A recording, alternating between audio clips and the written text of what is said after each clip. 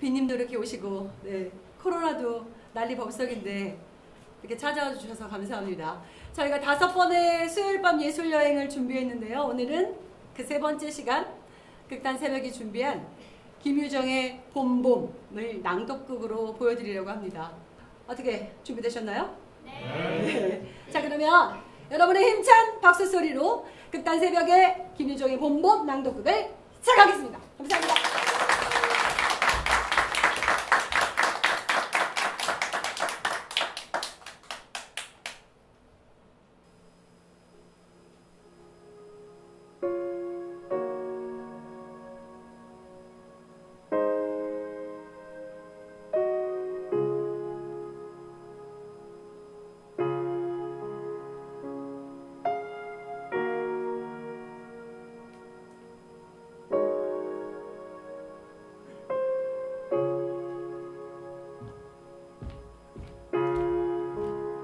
김유정은 1908년 1월 11일 강원도 춘천 신례마을에서 8남매 중 7째로 태어났다.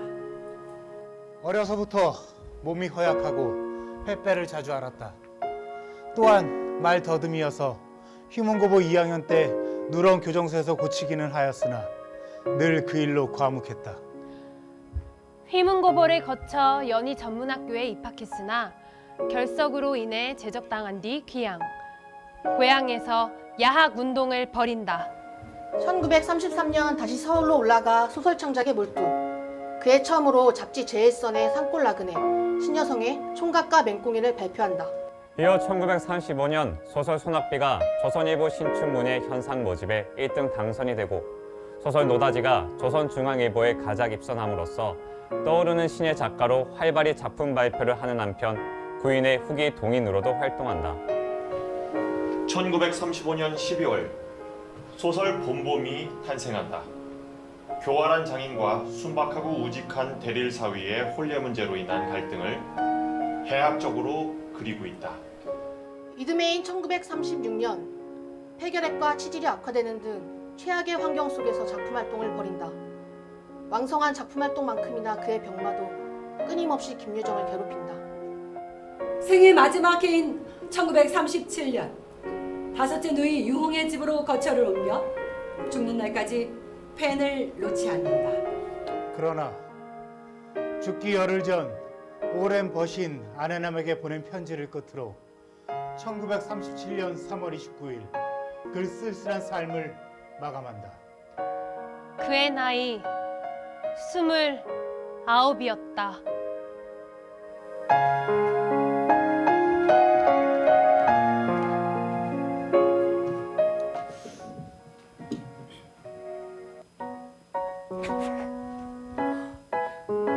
정순아!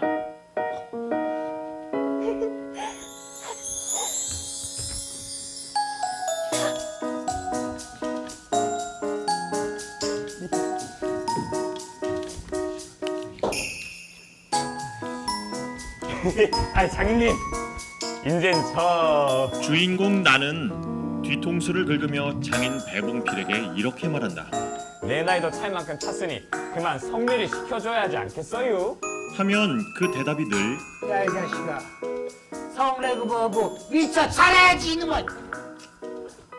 내가 여기 와가지고 돈 한 푼 안 받고 일하기를 3년하고 꼬박 7달 동안이요. 그런데도 미처 못 자랐다면 이놈의 키는 도대체 언제쯤 다 자랐는지 참말로 영문을 모르겠네요. 여기서 자라야 한다는 것은 주인공 나가 아니라 장차 아내가 될 점순이의 키말이다. 이를 좀 더 잘해야 한다든지 혹은 밥을 많이 먹는다고 노상 걱정이니까 좀 덜 먹어야 한다든지 하면 얼마든지 할 말이 많다. 하지만 점순이가 아직 어리니까 더 자라야 한다는 얘기에는 어찌볼 수 없이 그만 벙벙하고 만다. 그렇지 이놈아. 벙벙. 이럴 때마다 나의 친구 뭉태는 지 딴에는 위로랍시고 짓거리는 소리를 한다마는 그게 더 속을 뒤집고야 마는 것이다. 처음부터 계약이 잘못된겨. 이태면 이태, 3년이면 3년. 기한을 딱 정하고 일을 했어야지. 덮어놓고 딸이 잘하는 대로 소리를 시켜주마 했으니 누가 늘 지키고 산 것도 아닌데 그 키가 언제 더 잘하는지 누가 하냐 이 말이야 내 말은. 안 그냐? 사람의 키가 무럭무럭 자란 줄 알았지. 북박이 키에 옆으로 벌어지는 몸도 있는 것을 누가 알았겠어? 때가 되면 장인님이 어련히 성례를 시켜주겠지 싶어서 잠자코 꾸벅꾸벅 일만 해왔는디. 그게 네가 멍청이란 뜻이야.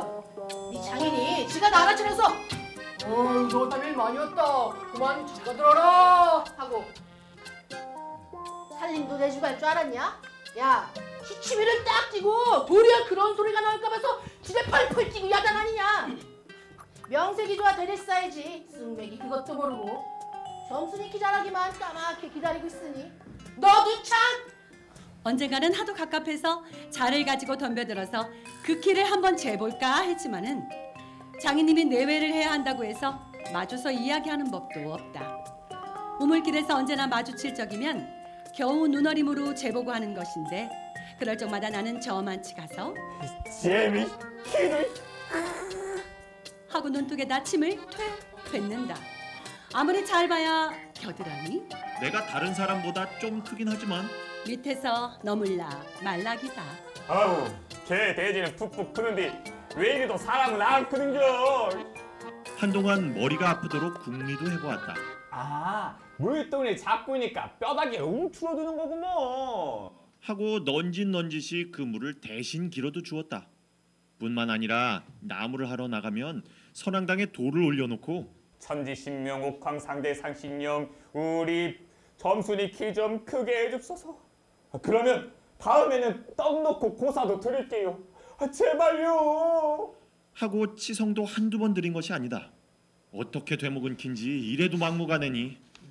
그래서 내 어저께 싸운 것이지 결코 장인님이 밉다든가 해서가 아니다. 모짜리를 만들어 씨를 심다가 가만히 생각을 해보니까 또 화가 난다. 이 벼가 다 자라서 점순이가 먹고 좀 큰다면 모르지만 그러지도 못할 걸 씹어서 뭐할게. 해마다 앞으로 축 붉어지는 장인님의 아랫배. 너무 먹은 걸 모르고 속병이라나? 그 배를 불리기 위해서는 조금도 심고 싶지 않다. 난 모를 붙다 말고 아이고 왜요? 배를 쓰다듬으면서 그대로 논둑으로 기어올라 털썩 주저앉았다. 일이 암만 바빠도 나 배 아프면 고만이니까 아픈 사람이 누가 일을 하느냐? 파릇파릇 돋아오른 푸란 숲을 뜯어들고 다리의 거머리를 쓱쓱 문대며 장인님의 얼굴을 쳐다보았다. 눈 가운데서 장인님이 이상한 눈을 해가지고 한참을 날 노려보더니 너 이 자식아 왜 또 이래? 배가 좀 아파서요. 하고 풀이에 슬며시 쓰러지니까 장인님은 약이 올랐다. 저도 논에서 철벙철벙 뚝을 올라오더니 이 자식아 이러다 말면 누굴 망해놓을 속셈이냐? 이 대가리 까는 자식아! 내 멱살을 움켜잡고 뺨을 치는 것이 아닌가? 우리 장인님은 약이 오르면 이렇게 손버릇이 아주 못됐다. 또 사위에게 이 자식 저 자식 하는 이놈의 장인님이 어디 있느냐? 오죽해서 우리 동네에서 누굴 막론하고 그에게 욕을 안 먹는 사람은 명이 짧다고 한다. 조그만 아이들까지도 그를 돌아세워놓고 역필이! 본 이름이 봉필이니까 역필이! 하고 손가락질을 할 만치 두루두루 인심을 잃었다. 허나 인심을 정말 잃었다면 욕보다는 지주 대신 소작인들을 관리하는 마름으로 더 잃었다. 원래 마름이란 욕 잘하고 사람 잘 치고 그리고 생김생기길 뼈대가 굵고 털이 북실북실한 호박개 같아야 쓰는 건데 장인님은 외양에 똑됐다. 장인께 닭 한 마리나 좀 보내지 않는다든가 애벌론 때 품을 좀 안 준다든가 하면 그해 가을에는 영락없이 소작을 주지 않는다. 그러면 미리부터 돈도 먹이고 술도 먹이고 안달을 하며 여기저기로 돌아치던 놈이 그 땅을 슬쩍 차지하게 된다. 이 바람에 장인님 집 외양간에는 뇌물로 받은 눈깔 커다란 황소한 놈이 절로 엉금엉금 기어들고 동네 사람들은 그 욕을 다 먹어가면서도 그래도 굽신굽신하는 게 아닌가. 그러나 내겐 장인님이 감히 큰 소리 할 계제가 못 된다. 뒷생각은 못하고 뺨 한 개를 딱 때려놓고는 장인님은 무색해서 덤덤히 쓴 침만 삼킨다. 난 그 속을 썩 잘한다. 조금 있으면 갈 때도 꺾어야 하고 모두 내야 하고 한창 바쁜 때인데 나 일 안 하고 집으로 그냥 가면 고만이니까. 작년 이맘때도 트집을 좀 하니까 늦잠 잔다고 돌멩이를 집어던져서 자는 놈의 발목을 삐게 해놨다. 사나흘씩이나 내내 끙끙 앓았더니 결국에는 거의 울상이 되지 않았는가? 예, 그만 일어나 일 좀 해라. 그래야 올 가을에 벼 잘 되면 너 장가들지 않겠냐? 그래 귀가 번쩍 뜨여서 그날로 일어나서 남이 이틀 품들일 논을 혼자 삶아 놓으니까 장님도 눈깔이 커다랗게 놀랐다. 그럼 정말로 가을에 와서 혼인을 시켜줘야 경우가 옳지 않겠나? 벼쌈을 척척 들여 쌓아도 다른 소리는 없고 물동이를 이고 들어오는 점순이를 담배통으로 가리키며 이 자식아, 미쳐 커야지. 저걸 무슨 혼인을 한다고 그러니? 하고 남 낯짝만 붉게 해주고 고만이다. 홧김에 그저 이놈의 장인님 하고 댁돌에다 메꽂고 우리 고향으로 내뺄까 하다가 꾹꾹 참고 말았다. 참말이지. 난 이 꼴로 집에 못 간단 말이오. 장가들러 갔다가 오죽 못 났으면 그대로 쫓겨왔느냐고 손깍지를 받을 텐데. 아이씨. 정말로 더 이상 못 참겠어. 논둑에서 벌떡 일어나 한풀 죽은 장인님 앞으로 다가서며 난 갈 테예요. 그동안 일한 대가 돈을 줘서 줘요. 뭐? 세금 달란 말이오. 이 자식아, 너 사위로 왔지? 어디 머슴살로 왔냐? 그러면 얼른 성례를 해줘야 좀. 맨날 해준다. 아니, 글쎄 내가 안 하는 거냐? 그년이 안 크니까. 하고 얼음얼음 담배만 담으면서 늘 하는 소리를 또 늘어놓는다. 이렇게 따져나가면 언제든지 늘 나만 미치고 만다. 이번엔 안 된다 하고 대뜸 구장님한테로 판단을 받으러 가자고 소매자락을 내끌었다. 이 자식아, 왜 이래 으르를? 안 간다고 뻗대기고 이렇게 호령은 지 맘대로 하지만 장인님 지가 내 기운은 못 당한다. 막 부려먹고 딸은 안 주고 게다가 땅땅 치는 건 다 뭐야. 그러나 내 사실 참말로 장인님이 미워서 그런 것은 아니다. 그 전날 쇠곡에 맞은 봉우리 화전밭을 혼자 갈고 있었다. 밭가생으로 돌 적마다 야릇한 꽃내가 물컥물컥 코를 찌르고 머리 위에서 벌들은 가끔 붕붕 소리를 친다. 바위 틈에서 샘물 소리밖에 안 들리는 산골짜기니까 맑은 하늘의 봄볕은 이불 속같이 따스하고 꼭 꿈꾸는 것 같다. 몸이 나른하고 몸살을 아직 모르지만 병이 나려고 그러는지 가슴이 울렁울렁하고 이랬다. 야, 워워워, 야, 워워워. 이렇게 노래를 하며 소리를 부리면 여느 때 같으면 어깨가 으쓱으쓱한다. 그런데 웬일인지 그날은 밭 반도 갈지 않아서 온몸에 맥이 풀리고 대고 짜증만 난다. 공연히 소만 들었다 두들기며 야, 이 망할 자식의 소? 장인님의 소니까 이 망한 놈의 수새끼가 왜 말을 안 들어? 다리 확 꺾어버릴까 보다. 그러나 내 속은 정말 소 때문이 아니라 점심을 일고 온 점순이의 키를 보고 우라가 났던 것이다. 점순이는 뭐 그리 썩 예쁜 계집애는 못 된다. 그렇다고 개떡이냐 하면 그런 것도 아니고 꼭 내 아내가 되어야 할 만치 그저 투박하게 생긴 얼굴이다. 나보다 10년이 아래니까 올해 16인데 몸은 남보다 2살이나 덜 자랐다. 남은 잘도 훤칠이들 크건만 이건 위아래가 뭉툭한 것이 내 눈에는 영락없이 감참해 같다. 참외 중에는 잘 익은 감같이 굵고 맛 좋은 감참외가 제일 좋고 예쁘니까 말이다. 둥글고 커다란 눈은 서글서글하니 좋고 좀 찢어졌지만 입은 밥술이나 톡톡히 먹음직하니 좋다. 아따, 밥만 많이 먹게 되면 팔자는 고만 아니냐. 근데 한 가지 흠이 있다면 가끔가다 몸이 장인님은 이걸 채신이 없이 들까본다고 하지만 너무 빨리빨리 논다. 그래서 밥을 나르다가 아무 때나 풀밭에서 넘어진다. 밥은 흙투성이가 된다. 안 먹으면 무안해할까 봐서 이걸 씹고 앉았노라면 으적으적 소리만 나고 돌을 먹는 겐지 밥을 먹는 겐지. 그러나 이날은 웬일인지 성한 밥재로 밭머리에 곱게 내려놓았다.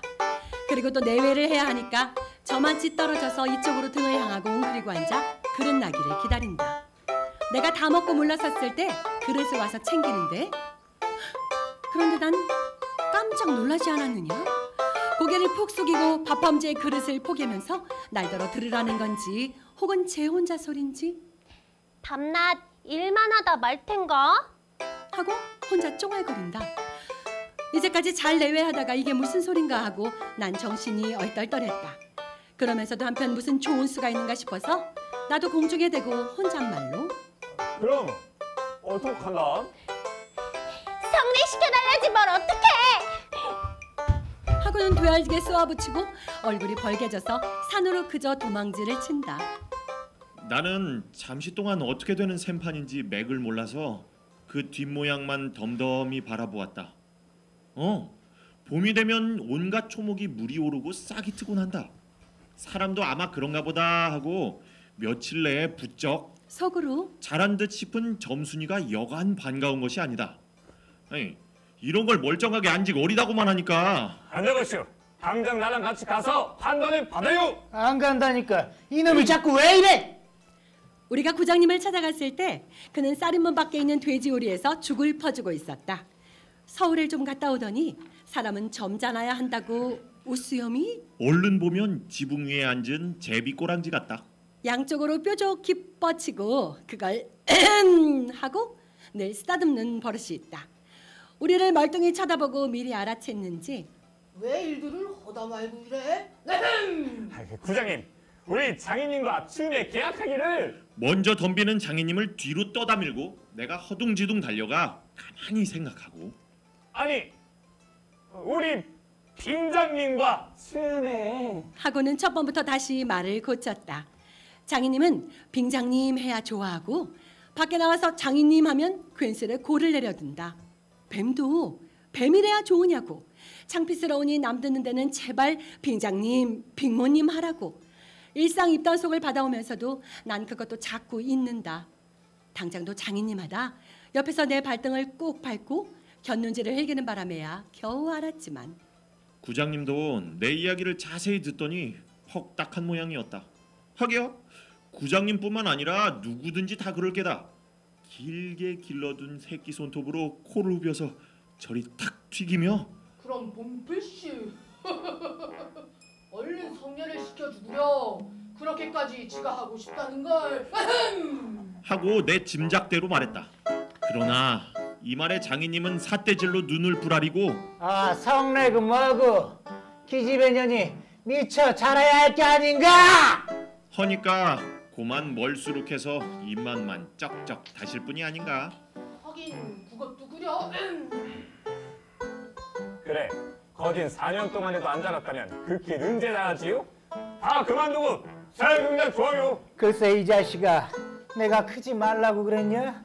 왜 나한테 때를 쓰냐? 김모님은 참새만 한 것이 그럼 어떻게 애를 낳았대요? 사실 장모님은 점순이보다도 귀때기 하나가 작다. 장님은 이 말을 듣고 껄껄 웃더니 그러나 암만 해도 돌 씹은 상이다. 코를 푸는 척하고 날 은근히 골리려고 팔꿈치로 옆 갈비뼈를 퍽 하고 치는 것이다. 더럽다. 나도 종아리에 파리를 쫓는 척하고 허리를 구부리며 그 궁둥이를 콱 때밀었다. 장님은 앞으로 우질끈하고 쌀이문깨로 쓰러질 듯하다 몸을 바로 고치더니 눈총을 몹시 쏘았다. 이런 쌍놈의 자식! 하고 싶으나 남의 앞이라서 차마 못하고 섰는 그 꼴이 보기에 퍽 쟁그라웠다. 그러나 이 밖에는 별반 신통한 결과를 얻지 못하고 도로 논으로 돌아와서 못자리에 씨를 뿌렸다. 구장님이 날 위해서 조용히 데리고 아래와 같이 일러주었기 때문이다. 뭉태말은 구장님이 장인님에게 땅 두마지기를 얻어붙이니까 그래 꿰었다고 하지만 난 그렇게 생각하진 않는다. 뭐야, 자네 말도 옳지. 나이가 찼으니까 아들이 급하다는 게 잘못된 말은 아니야.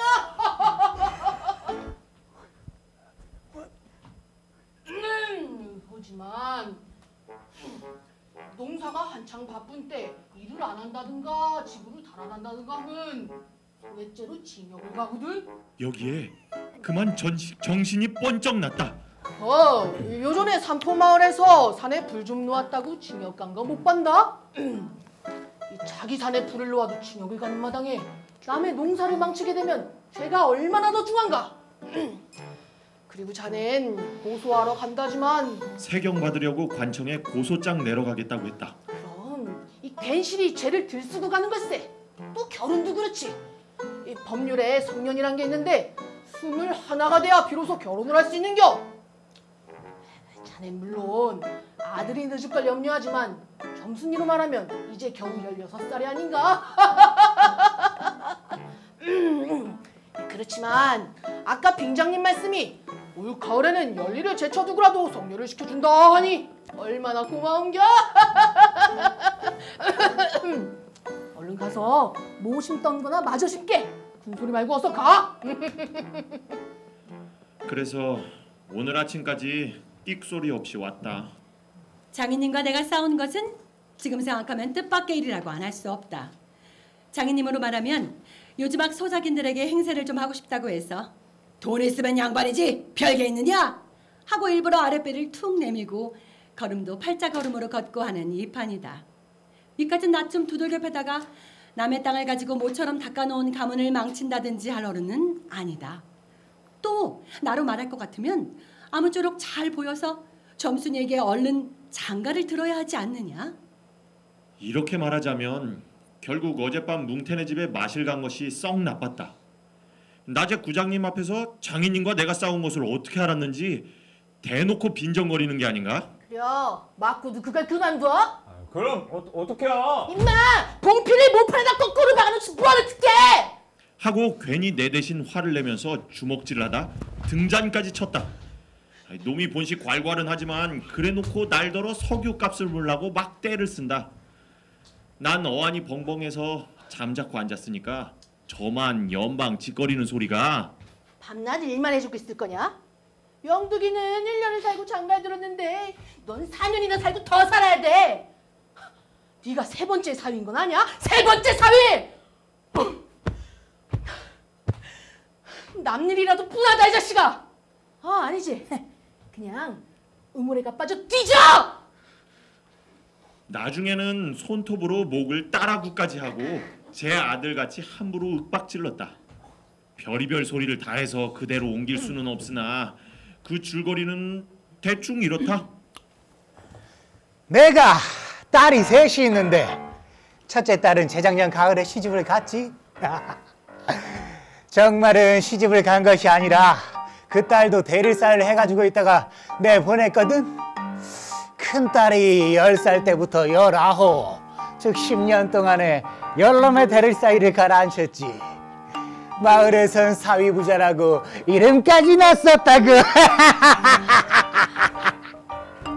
열룸이란 참 많기는 해. 아들은 없고 딸만 있으니까 그 다음 달 대릴사이를 해오기까지 부려먹지 않으면 안 되는겨. 물론 머슴을 두면 좋지만 그건 돈이 드니까 아버진 일 잘하는 놈을 고르느라고 연방 바꿔드리고, 이 속셈을 우리 동네 사람들은 다 알아. 바보같이 딱 한 사람만 모른다니까.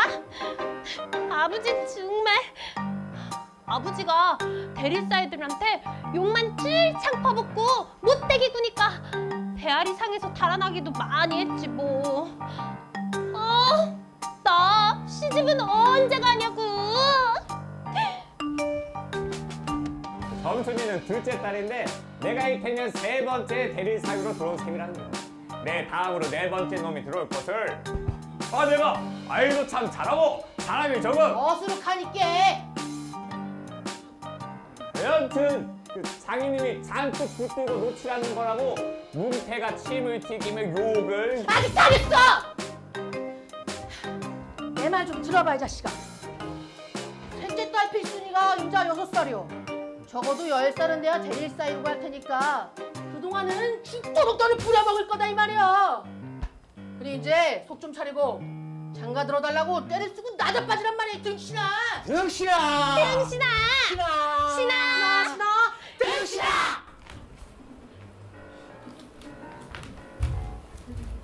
저한테 지금 욕하죠. 다 들었어요? 그러니까 왜 나한테 욕하고 그래요? 아이씨. 욕하지 말아요. 나 상처받을게.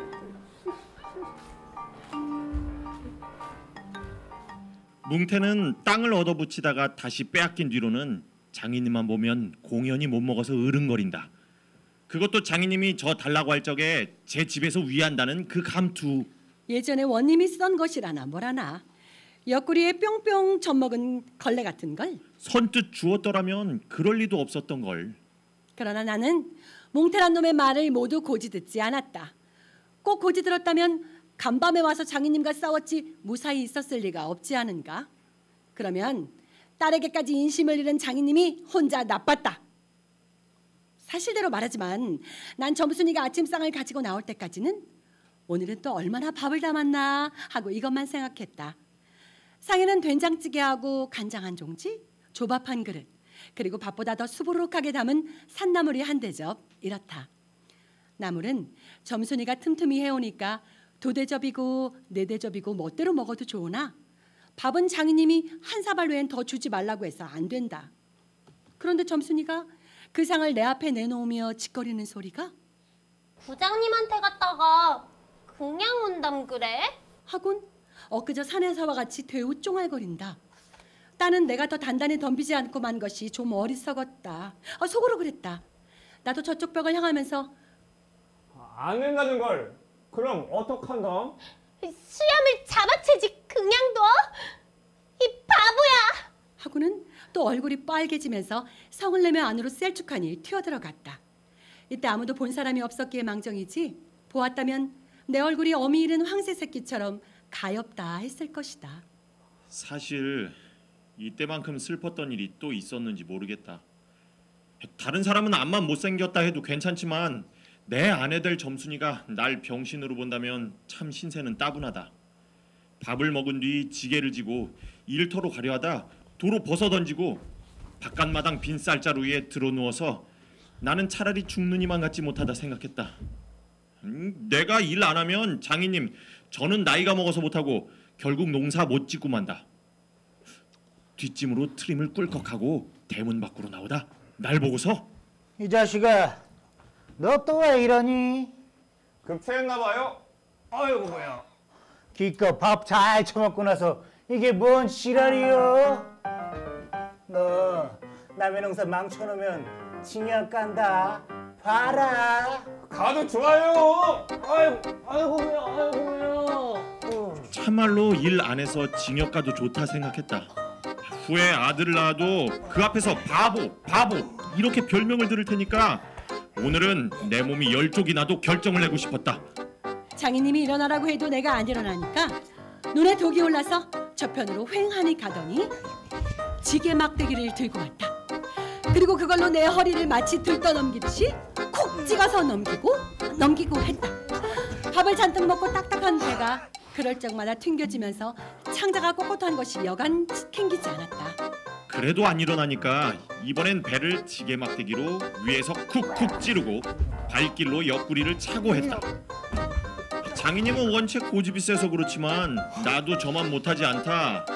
아픈 것을 눈을 꽉 감고 넌 해라 난 재미난 듯이 있었으나 골기짝을 후려갈길 적에는 나도 모르는 결에 벌떡 일어나서 그 수염을 잡아챘다. 마는 내가 정말 골이 난 것이 아니라 정말은 아까부터 부엌 뒤 울타리 구멍으로 점순이가 우리들의 꼴을 몰래 엿보고 있었기 때문이다.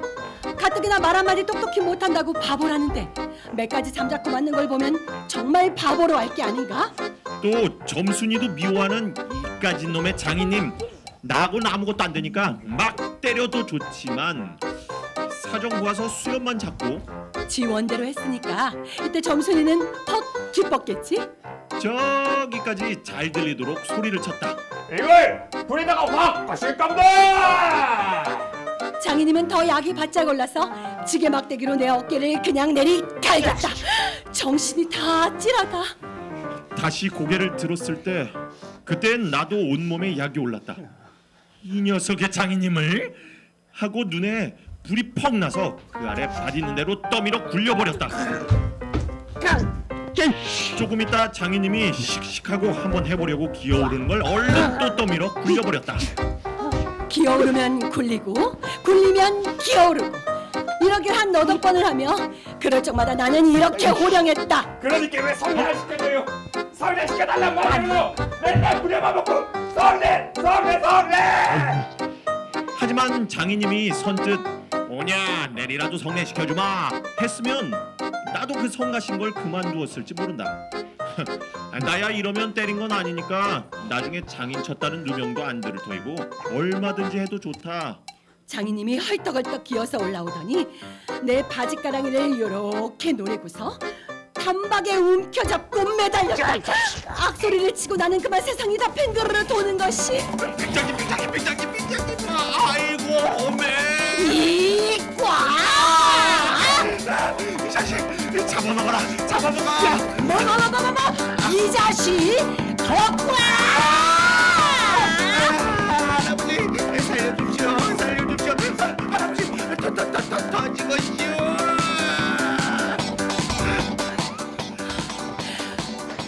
얼굴을 드니 눈에 참 아무것도 보이지 않았다. 사지가 부르르 떨리면서 나도 엉금엉금 기어가 장님의 바지가랑이를 콱 움키고 잡아 낚았다. 장인님이 아니라 원수요 원수.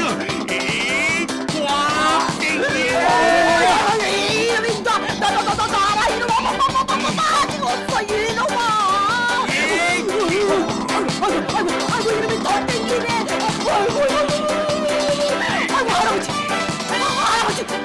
할아버지 나 제발. 아이고 할아버지. 분명한 먹고 왜 손에 안 올려줘요? 아이고 얘 점순아 아이고 여보 나 살려.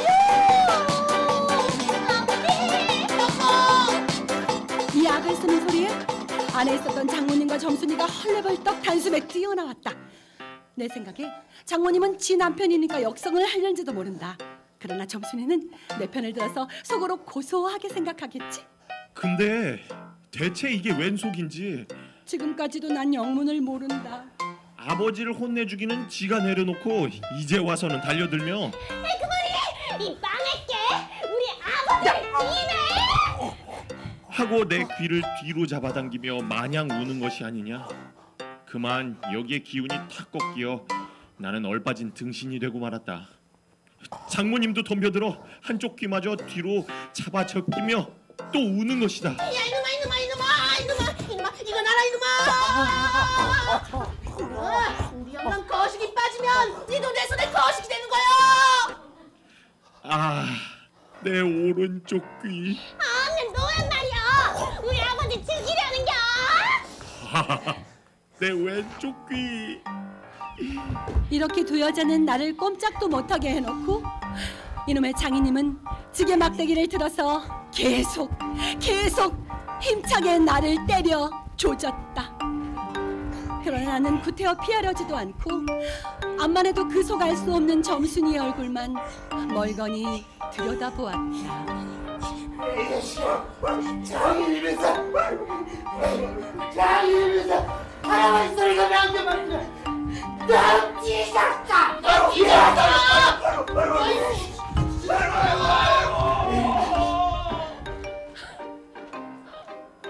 내가 머리가 터지도록 매를 얻어맞은 것이 바로 이 때문이다. 그러나 여기가 또한 우리 장인님이 유달리 착한 곳이다. 여느 사람이면 세경을 주어서라도 당장 내쫓았을 텐데 우리 장인님은 터진 내 머리를 불솜으로 손수 찢어주고 호주머니에 담배 한 봉을 넣어주시고 그리고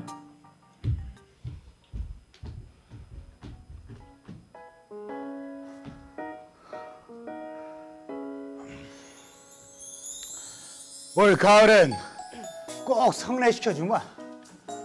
아무 말 말고 가서 뒷골에 콩밭이나 얼른 매라. 하고 등을 투덕여 주었다. 점순이를 남기고 이젠 내쫓기려나 하다가 뜻밖의 말을 듣고 난 장인님이 너무나 고마워서 어느덧 눈물까지 났다. 회장님, 이제 다시는 안 그러겠어요. 이렇게 맹세를 하며 부랴부랴 지게를 지고 일터로 갔다.